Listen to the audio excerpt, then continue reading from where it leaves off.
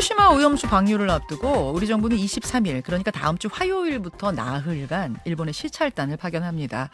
시찰단의 실효성을 놓고 지금 갑론을박이 진행 중인데요. 핵심은 방류될 오염수의 안전성이죠.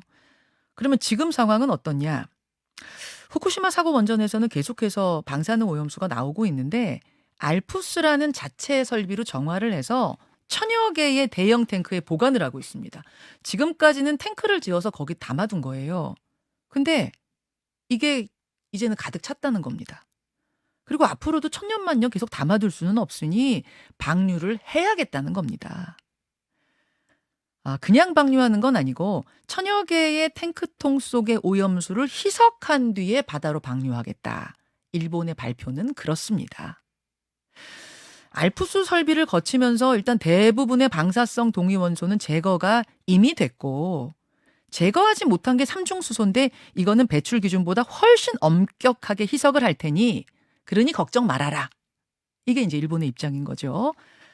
자, 이 부분에 대해서 우리 인체에 영향이 있을 거라는 전문가와 문제가 없을 거라는 전문가가 공존하고 있는 상황. 그래서 여러분 좀 혼란스러우실 거예요. 옥스퍼드 대학교의 한 교수는 1리터를 들이마셔도 문제없다. 이렇게 말을 한 경우도 있어서 더더욱 혼란스러운데요. 오늘 양측 전문가의 의견을 한자리에서 듣고 여러분 판단해 보시죠.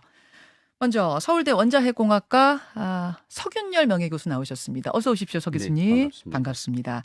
그리고 서울대 핵의학과 강건욱 교수 오셨어요. 어서 오십시오, 교수님. 네, 반갑습니다. 고맙습니다. 두 분 다 정말 어렵게 저희가 한자리에 이렇게 모셨습니다. 사실은 단독 인터뷰로는 두 분이 방송 많이 하셨죠. 예, 개별 인터뷰를 많이 하셨는데 이렇게 한자리에 마이크를 넣고 서로 마주보고 두 분이 의견 교환을 하는 자리는 처음입니다. 아주 귀합니다. 여러분.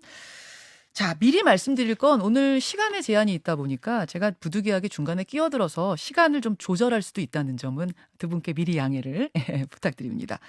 근데 약간의 의사진행 발언 하십시오, 서 교수님. 예. 지금 그 삼중수소를 이제 그 집중하셨는데 제가 들었던 그게 아니고요. 예. 삼중수 쪽에서는 우리 강 교수님하고 같습니다. 결이. 그건 잠시 단지. 말씀해 주시면 돼요. 그런데 예. 아까 거기 그 맨 앞부분 있지 않습니까? 예, 예. 나머지가 다 제가 거기에 문제가 그게 이제 있다고 하는 일본의 주장이 그렇다는 겁니다. 그렇죠. 예, 그 예. 말씀을 해주시면 저는 이제 예. 그걸 따지는 거거든요. 그게 이제 그렇죠.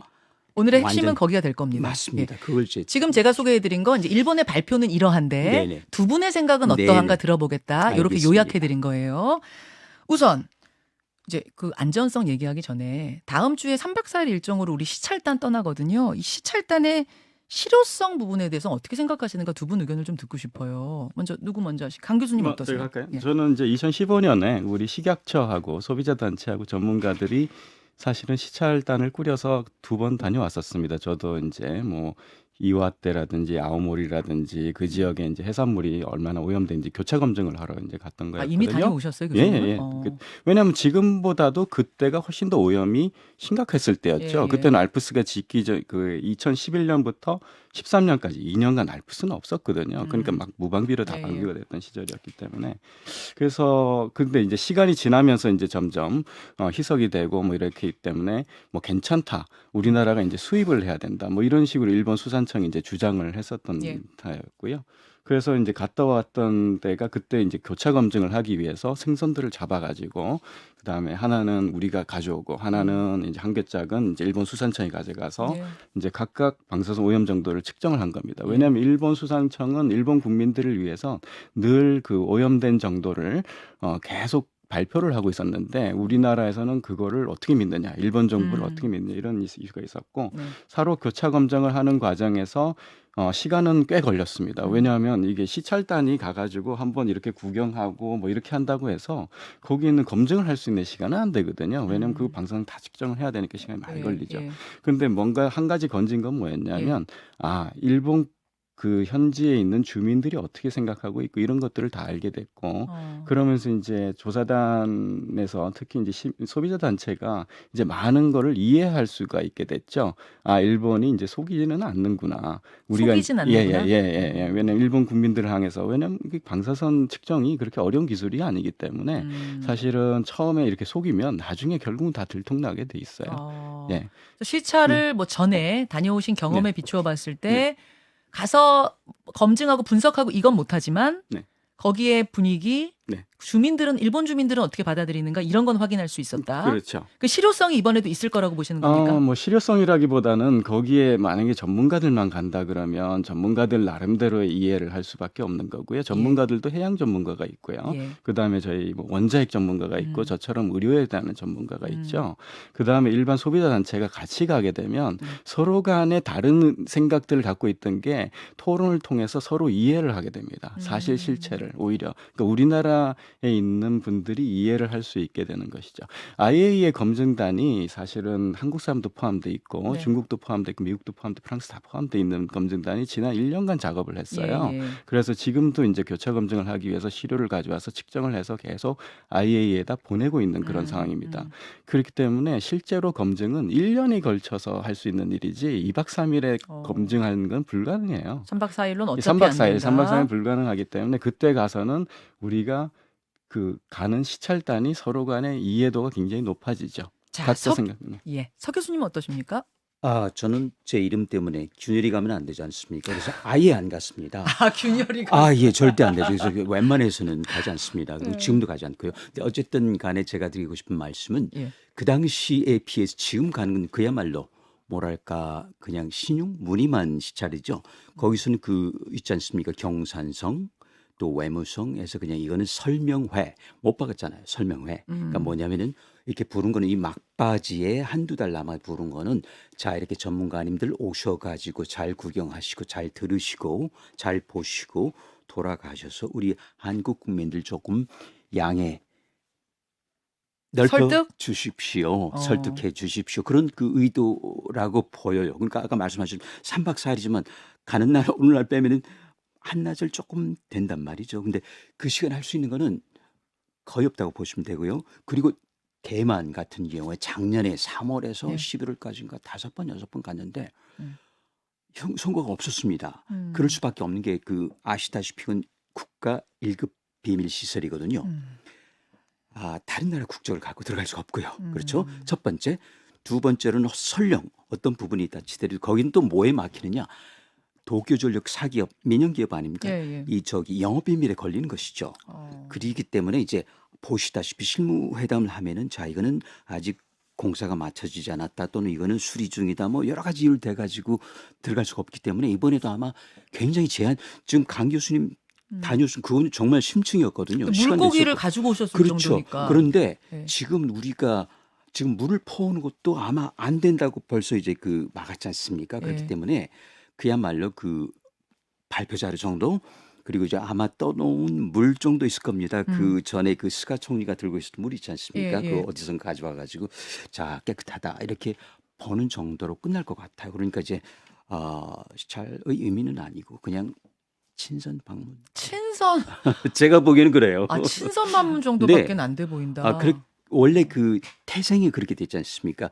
일본 기시다 총리가 제의를 하고 그리고 우리가 이제 협력 차원에서 윤 대통령이 이제 합의를 하고 그래서 가는 거라서. 할 수 있는 건 없다. 친선 방문 정도다. 강 교수님. 저는 시찰이죠. 말 그대로 시찰입니다. 구경하고 오는 거예요. 설명 듣고. 그러니까 당연히 검증은 아니고요. 그냥 우리가 이해하는 거지. 현장을 보면 그래도 이해도가 올라가거든요. 이게 그냥 뭐 이렇게 왜냐하면 아주 전문가들은 다 알고 있는 사람도 있지만 같이 가시는 분들 중에서 뭐 공무원들 계실 거고 이런 분들은 사실 현장을 보고 안 보고 차이는 있거든요. 강 교수님이 지난번에 다녀오신 것보다도 좀 약한 단계 시찰인 거. 그렇죠. 그때는 검증을 했으니까 교차 검증을. 그렇지만 안 가는 것보단 낫다 정도예요. 그럼요. 그렇습니다. 안 가는 것보단 낫다. 굳이 안 갈 이유는 없는 거죠. 그 정도로 보신다. 알겠습니다. 자, 더 중요한 거는 시찰단이 왜 갑니까, 여러분? 결국 그 바다로 방류한다는 그 물, 그 오염수, 그거 괜찮은가? 안전한가? 그거 보러 가는 거잖아요. 지금부터는 그 해양 방류 오염수의 안전성을 좀 논해 보겠습니다. 먼저 확인하고 넘어갈게. 아까 서 교수님 잠깐 말씀하신 그 부분인데 일본의 주장처럼 알프스라는 정화 장비를 거치면 지금 탱크에 담겨 있는 물이 여러분 그렇거든요. 정화 장비 거친 거거든요. 알프스를 거치면 방사성 동위원소 중에 삼중수소만 빼고 나머지는 다 제거된다. 이게 지금 일본의 주장이. 삼중수소 빼고는 다 제거된다. 여기까지는 두 분이 다 동의하시는 건가 아닌가? 서 교수님. 거기에 탄소 14도 들어있을 겁니다. 그것도 이제 어차피 못 빼니까요. 물론 이제 삼중수소에 눌려가지고 가리긴 하지만 이 두 가지 빼고는 다 제거됐다는 게 맞습니다. 일본 좀 도쿄전력의 주장이죠. 삼중수소 플러스 탄소 14라는 탄소 게 있어요. 14까지 더? 네네. 아. 거기까지는 이제 어차피 그 필터에 그게 예. 없었기 때문에 원천적으로 안 되는 거죠. 예. 그 두 개 네. 빼고는 그러면은 뭐 다른 건 다 제거된다. 알프스 통하면. 그렇죠. 거기는 동의하세요? 아니면 거기도 아니 그런데 저는 그게 문제가 있다는 겁니다. 아. 그래서 이제 그게 그 문제의 발단이거든요. 왜냐면은 거기 이제 그 필터가 뭐 25개 또 이게 건물이 2개가 있단 말이죠. 나중에 용량이 부족해가지고 자 그러면은 여기 그 필터의 기능 그러려면 그 이제 각각 세슘 137 기타 등등 쫙 그 맞춤형으로 있을 거 아닙니까? 그런데 문제는 이게 지하수 또는 냉각수 이게 그 물만 있는 게 아니고요. 진흙, 모래 여러 가지 잔해물들 있지 않습니까? 네. 철근, 콘크리트, 부스러기까지 이런 게 가다 보니까 이 저기 필터의 기능, 이거 기능이 자꾸 굉장히 조숙하게 금방 망가지는 거죠. 왜냐면 우리 냉동기 있지 않습니까? 우리 네. 그 저기 에어컨, 우리 에어컨, 냉방기 있잖아요. 에어컨 필터. 그게 네. 먼지 끼면은 기능 떨어지잖아요. 떨어지죠. 똑같은 겁니다. 그러니까 이걸 이제 그 갈아 끼워야 되는데요. 알프스의 그 필터를 맞아요. 25개 중에서 갈아 끼고 싶지 않다는 거죠. 왜냐하면은 일단 갈아 끼우려면은 알프스라고 하는 다액중식을 멈춰야 되죠. 예. 근데 멈추면 어떤 일이 날까요? 냉각수 나오죠. 지하수 멈추지 않거든. 그게 그냥 그 이제 우회시켜야 돼요. 그러면 저기 강 교수님 보신 것처럼 또 바다로 나간단 말이죠. 그러니까 잠시도 도쿄전력 멈출 수가 결정을 없구나. 해야죠. 예, 그렇죠. 왜냐하면 이걸 그냥 그렇게 할 건지 아니면 그냥 공회전이라 다 하자. 아니면 어깨 너머로 돌아가는 것처럼 보이니까. 그래서 그런 부분에서 보면은 그리고 저는 데이터가 없습니다만은 예를 들어서 그 태평양 포럼의 그 과학 자문위원 5명 그리고 일본의 그 양식 있는 몇 저기 과학자들 보면은 4분의 3 내지는 70%는 그대로 있는 것 같아요. 기준치를 초과한다. 그리고 탱크끼리 비일관적이다. 그러니까 세슘 스트론튬은 아시다시피 반감기가 거의 똑같아요. 30년, 29년. 그럼 여기서 재나 여기서 이 두 개는 거의 같아야 돼요. 왜냐면 그때부터 시작했으니까. 이쪽에는. 근데 만약 거기에서 100배, 1000배 차이가 난다면 이건 뭔가 문제가 있는 거죠. 어떨 때는 돌았고 어떨 때는 안 돌았고 어떨 때는 세슘만 고르고 어떨 때는 스트론튬만 골랐고. 근데 이게 그렇게 간단한 문제가 아닌 게요. 이 세슘 나옵니다 이렇게 오는 게 아니고요. 세슘은 하이드록사이드라고 해가지고 수산화세슘으로 존재하고 요드도 그냥 혼자 있잖아요. CSI라는 형태로 존재를 해요. 어려워요. 그거를 아니 그래서 이제 화학적인 공식이 달라진다. 그래서 이거를 정말 정교하게 다 골라가지고 그 한 톨까지 잡을 수는 없다. 그러니까 이 원천적으로 다 잡을 수는 없어요. 근데 이제 그거를 이제 도쿄전력은 조금 과대 포장해서 그 부분도 이제 짚고 넘어가야 된다. 지금 전문적으로 설명해 주셨지만 그럼 제가 제 일반인 수준에서 정리하자면 알프스의 그 필터 장치가 그렇게 항상 완벽하지 않기 때문에 일본의 말처럼 삼중수소 뭐 아까 탄소 14 정도 빼고는 다 된다가 아닐 것이다. 예, 그렇습니다. 다른 방사성 동위원소도 지금 그 탱크에 존재할 것이다. 물속에 들어가 있을 것이다. 오염수 안에. 그리고 하나 더 하면은 앞으로는 폐로를 하면은 더 많은 게 또 들어갈 것이다. 더 들어갈 것이다. 그때 이제 방류하고 있잖아요. 사실 무단 방류지만 그러면은 그게 딸려갈 거라고. 왜냐면 왜 하죠? 저장 용기가 없으니까 하는 거란 말이죠. 그렇잖아요. 알겠습니다. 그러니까 이제 그런 부분이 이제 미리 생각이 든다는 자, 마이크 넘기겠습니다. 강 교수님. 네. 그 이제 도쿄전력에서 이제 얼마나 필터링 한다는 거를 이제 발표를 했죠. 그런데 이제 다들 믿을 수가 없다 이렇게 이제 생각하잖아요. 그래서 한 게 IAEA 검증단입니다. 이 일본 원자력 안전 규제 위원회 입장에서도 도쿄전력이 하는 그 행위나 이런 것들이 국제 기준에 맞는지 안 맞는지 본인도 자기네들 기준보다는 국제 기준에 맞추기 위해서 IAEA에다가 이걸 요청을 한 거거든요. 그래서 IAEA에서 이제 1년간 지금 작업을 하고 있는데 또 이제 우리나라도 주장했고 중국도 주장해서 이게 IAEA만 가지고 되겠느냐. 음. 각각 나라에서 직접 들어가서 그 하는 행위를 같이 보고 우리도 같이 검증에 예. 참여하겠다는 거를 결국 받아들인 겁니다. 예. 그래서 지금 같이 하고 있고요. 그래서 IAEA 보고서가 최근에 또 이제 계속 나오고 있습니다. 네 번째 보고서가 나왔는데 이번에도 보면 뭐냐면 지난 11월까지 IAEA가 했던 계획이라든지 작업 이런 걸 했는데 이 샘플링 할 때도 이 탱크 저 탱크가 다 다를 수 있기 때문에 탱크 1000개나 그거를 있으니까. 예. 믹싱해서 여러 군데서 뽑아야 된다. 그러니까 필터링 하고 난 그걸 이제 하는 거죠. 예. 그리고 그런 과정에서도 이 일종의 그러니까 방사능 물질이 아닌 거를 풀어가지고 이게 잘 섞이는지도 검증을 해야 된다. 그러니까 이러한 모든 절차와 과정을 IAEA가 다시 다 업그레이드를 해놓은 상태예요. 지금 그 보고서에 따르면 네네네네. 뭐 삼중수소, 탄소 14 정도 빼고 다른 건 잘 네네네. 걸러져 있대요. 네네. 탱크 안에 있는 오염수들. 그 그게 보고서는 뭐래요? 그게 이번에 나옵니다. 이번에 나옵니까? 그러니까 지금까지의 보고서는 예. 결과를 나온 게 아니고요. 예. 우리는 이렇게 절차를 거쳐서 해야지만 아. 정확하다라는 게 지난 11월 달까지 했던 워크숍에 오케이. 이번에 나온 보고서고요. 지금은 계속 측정을 하고 있기 때문에 이미 측정을 해서 보낸 것도 있지만 삼중수소 같은 거 이런 건 굉장히 시간이 많이 걸리거든요. 그래서 그거는 이번 달에 아마 보고서가 나올 겁니다.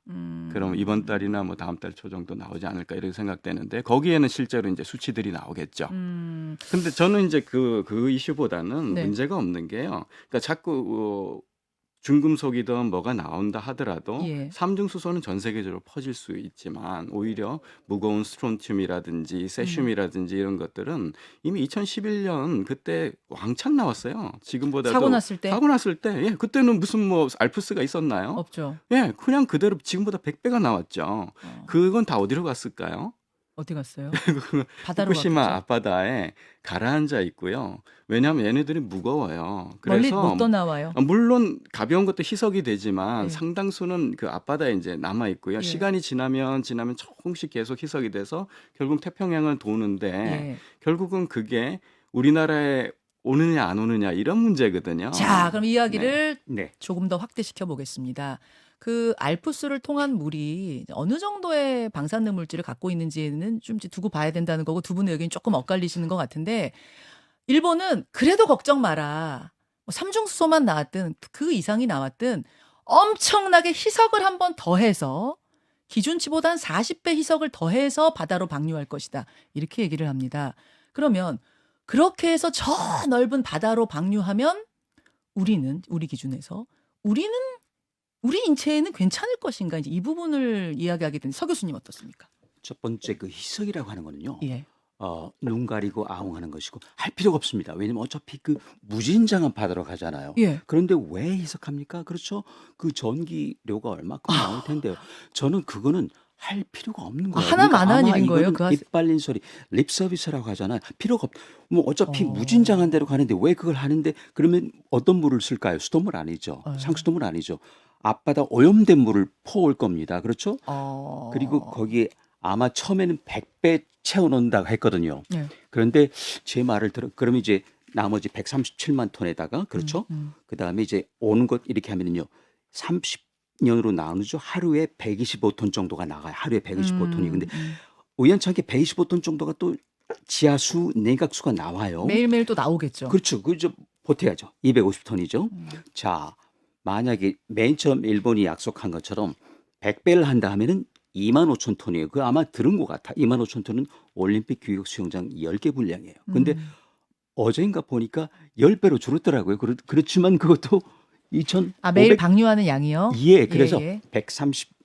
137만 톤을 이제 30년으로 나누니까 예. 하루에 125톤인데 예. 250톤 되고 그리고 이제 2만 5천 톤이 아니고 2,500톤이라고 줄었어요. 그러니까 올림픽 규격 수영장 딱 하나가 되더라고요. 예. 자, 좋습니다. 이게 나가는데요. 예. 자, 그렇다면 여기 희석을 하게 되면 아까 말씀드린 것처럼 저 희석이 되는 효과가 있는데 희석이라고 이렇게 균질하게 되지 않거든요. 항상 거기는 뭉쳐 있는 부분이 있어요. 그래서 저는 희석시킬 필요는 없다.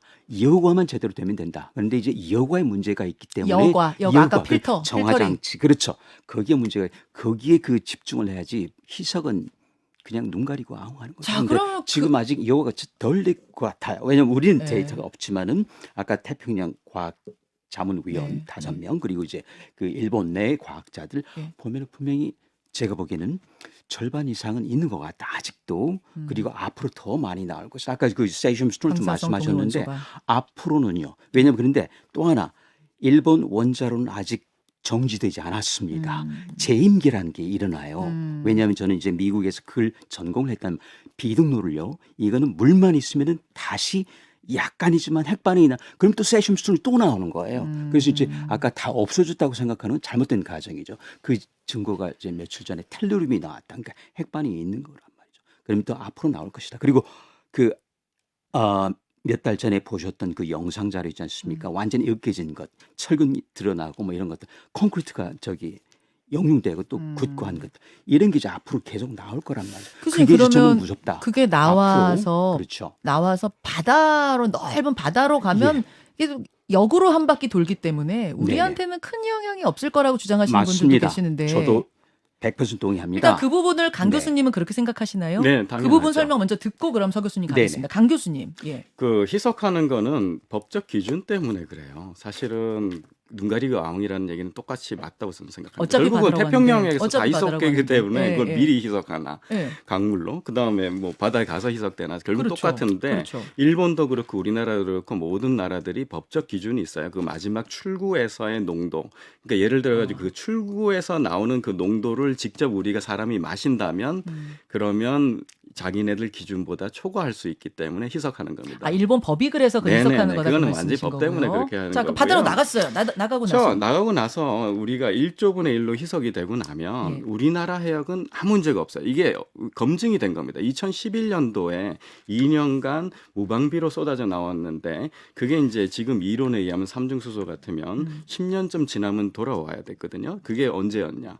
2021년이죠. 근데 우리나라가 매년 한국원자력안전기술원에서 예. 온갖 해역들을 다 측정을 해요. 우리 그게 근처요? 네, 그네? 그럼요. 우리 당연히 그네, 그렇게 예. 해가지고 지점을 다 정해서 하는데 예. 그게 2006년부터 해가지고 지금까지 다 쌓여 있습니다. 데이터가. 그 2006년은 언제예요? 후쿠시마 사고 이전이죠. 예. 그러면 사고 이전과 지금 2021년 현재 예. 매년 했을 때 차이가 있었느냐? 전혀 차이가 없습니다.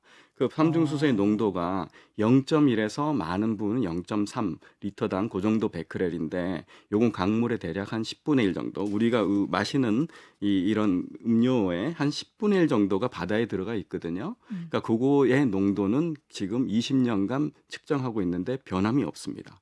그 얘기는 앞으로도 이 필터가 안 돼가지고 그냥 잘못해서 그냥 내보낸다 하더라도 문제가 없다는 게 검증이 된 거죠. 2011년은 워낙 크게 나왔습니다. 2011년에 필터 없이 사고 났을 때 나왔던 물이 바다로 가서 갔죠. 우리나라로 온 것조차도 예, 문제가 측정이 안 돼요. 없는데 네. 지금 알프스라는 필터를 어쨌든 거치면 네. 더 문제 없을 것이다. 그렇죠. 저는 필터를 뭐 그 사람들이 결국은 뭐 처음에는 필터가 뭐 하지만 나중에 갔더니 뭐 필터가 뭐 고장이 나고 뭐 해서 그냥 무방비로 방류를 했다, 몰래 예. 방류를 했다 예. 하더라도 영향이 없다는 거죠. 우리나라 해역. 그 근거는 뭐예요? 영향이 없는 이유는 너무나 넓은 바다에 그렇죠. 오랫동안 일조분 태평양이 얼마나 큰지 이 사진을 보시면 3분의 1이에요. 지구의 3분의 네. 1을 차지하는데 지구의 3분의 1에 희석이 되고 났는데 그러니까 어. 우리나라는 가까운 인근이 아니고요. 태평양의 해류의 입장에서 보면 가장 먼 나라입니다. 알겠습니다. 미국보다 더 먼 나라죠. 자, 아무 문제 없다. 서 교수님. 그래서 이제 그 말씀은 일단은 얕은 물 이야기고요. 깊은 물 수심 200에서 500m는 미국 안 갑니다. 바로 중국에서 이렇게 돌아오거든요. 잠깐만요. 해류가 이제 얕은 물은 한 바퀴 0에서 이제 크게 돌아오는데 200m는 이렇게 돌아요. 심해 물은 200에서 500. 바로 온다? 이제 그 물은 기본적으로 세슘 스톤튬 같은 게 더 많겠죠. 그리고 그래서 제가 그 세슘 스톤튬을 계속 걱정하는 게요. 저도 삼중수소만이라면은 이거 시뮬레이션 할 것도 없어요. 저도 정말 조금 표현이 저속하지만은 어디 호수에다가 소변 한번 누는 건 아주 전혀 필요가 없습니다. 근데 저는 이제 대변을 걱정하는 것이죠. 이거는 가라앉는단 말이죠. 근데 그게 깊은 물에 가라앉는데 자, 그는 저쪽을 안 가요. 교수님 잠깐만. 밑으로 내려. 삼중수소는 이제 저에너지를 방출하는 거고 맞는데요. 근데 비교하자면 소변인데 네네. 대변이 걱정이다. 무거운 애들. 그렇죠. 근데 사실 저 에너지지만 우리 세포 전리를 하기에는 충분한 에너지가 어쨌든 좋습니다. 그래서 네. 저는 어찌 됐든 간에 삼중수소는 그 위험하다는 말씀 들어본 적이 없습니다. 전부 다 오케이예요? 터지니까. 그런데 어. 문제는 세슘, 스톤튬, 뭐 요두도 괜찮을 거예요. 플루토늄이 있거든요. 네, 플루토늄. 미국 핵실험할 때 플루토늄이 그 섬 주민들을 망가뜨려 버렸지 않습니까? 그렇죠. 이 방사선도 나오지만 독극물이거든요. 예. 이게 그런데 후쿠시마 3호기에는 플루토늄이 애시당초부터 많이 들어있었어요. 우리나라는 그렇지 않고 우라늄 238이 조금 변환되고 그게 처음부터 넣었거든. 이런 부분들은 가라앉을 것이다. 근데 플루토늄은 애석한 플루토늄. 가라앉는다. 그렇죠. 왜냐하면 말하자면 대변이다. 우라늄보다 더 큰 거니까 예. 가라앉죠. 근데 예. 그 물은 그 밑에 있는 물은 미국 안 간다니까요. 밑으로 내려 중국으로 와요. 그러니까 이게 마치 미국을 좋아하는 중국 그렇게 들릴 그건 아니고요. 이 심층수는 중국 갔다가 동중국해, 남중국해, 대만 해협, 그리고 제주군해, 그리고 대한 해협, 그리고 동해, 스가루로 빠져나가거든요. 근데 이거는 연 단위가 아니고 월 단위예요. 그렇다면은 상황이 다른 거죠. 그래서 저는 거기 그리고 또 하나 진짜 문제가 되면 평형수 선박의 평형수가 문제라는 저는 해일이 그렇다 치더라도 괜찮을 겁니다. 태풍이 와서 1년에 뭐 한 10번, 20번. 그중에 한 번, 두 번은 한반도 관통하죠. 그렇죠? 네. 그때는 전부 이 저기 유체각절 이게 전부 다 뒤집어진단 말이죠. 네. 그럼 이제 올 수도 있는데 좋아요. 그것도 괜찮다고 봅니다. 선박. 선박의 대형 선박은 균형 잡는 평형수. 네, 평형수입니다. 왜냐하면 컨테이너를 한 1,000개, 2,000개 갖고 가잖아요. 예. 그런데 후쿠시마 인근 현도 많습니다. 1년 보면은 거의 거미줄처럼 연결돼 있어 우리나라하고요. 예. 자, 그럼 이 배는 가서 짐 풀고 기울어지니까 평형수 넣죠. 어떤 물 넣을까요? 아까 말씀하신 그 물을 넣는 거예요. 일본 앞바다 물을 네. 평형수로 담은 선박이 후쿠시마. 우리나라 옵니다. 근해에 와서 그 평형수를 놓고 갈 것이다. 넣습니다. 그 그래서 배가 그렇게 많아요? 거미줄처럼 많이 연결돼 있다니 우리 그 어. 교역량이 굉장히 많습니다. 어. 자, 그러면 그 양이 대충 계산하더라도 지금 쌓여 있는 그 양보다 더 많다. 2배, 3배라는 그런 저기 통계가 있단 말이죠. 그럼 그 물은 어떻게 왔을까요? 그냥 바로 온 겁니다. 물론 이제 반론을 할 수 있겠죠. 그래도 괜찮느냐? 괜찮지 않느냐? 그런데요. 없다는 거하고 못 잡은 거는 다를 수도 있다는 거죠. 아까 지금 제가 전에 강 교수님 말씀하신 네네. 데이터로 계속 조사하고 있는데 매년 있어요. 괜찮았다. 있는데 저는 저도 이제 강릉부터 해가지고 제주도 어제 제주도 갔다가 이제 부산에서 오는 길인데요. 예. 다 다니는데 그 계측기가 굉장히 구닥다리예요. 아. 그렇기 때문에 물론 이제 어떤 기계도 있겠지만 이게 대표성을 가지려면은 한두 개, 몇십 개가 아니고 몇천 개는 있어야 되겠죠. 그래야 이제 대표성이 생기는 거죠. 그래서 그런 점에서는 우리가 놓쳤을 수도 있겠다. 놓쳤을 수도 없다는 게 있다. 아니고 이제 그런 합리적인 측면을 하는 건데 우리 강 교수님 그렇게 생각하시는 않은 다시 거죠. 한번 정리하겠습니다. 그러니까 서 교수님 말씀은 플루토늄 같은 것들이 필터링이 안 되고 나와가지고 네.